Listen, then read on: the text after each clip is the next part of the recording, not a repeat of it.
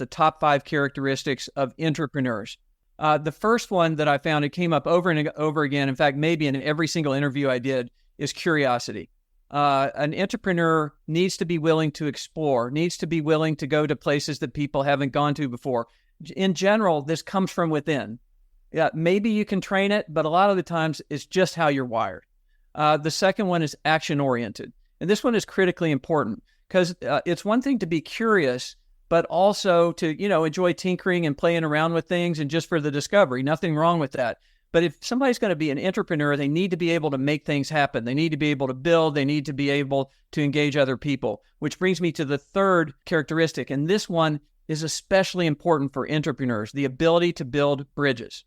If you're an entrepreneur, it helps if you can build bridges. It's a great idea, but it's possible to have an idea and some funding and to build it in a relatively small space and then introduce it to the world. And if your product or service is good enough, you can really go to town with that. But if you're an entrepreneur, it doesn't work that way. In general, what you're going to see is that you have dozens, maybe even hundreds of people that you rely on or could rely on within the organization, and any one of them could stop you.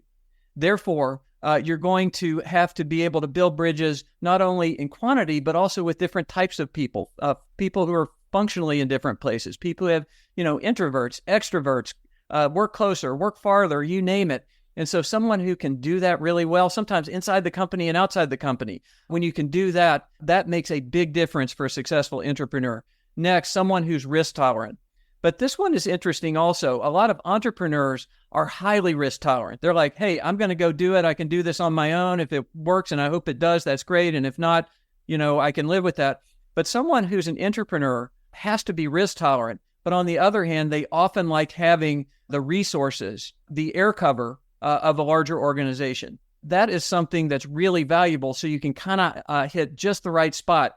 And what I find also is that some people at different stages of their careers are interested in doing one versus the other. So risk tolerance is not static. It can change over time. And lastly, someone who's optimistic in terms of the top 5.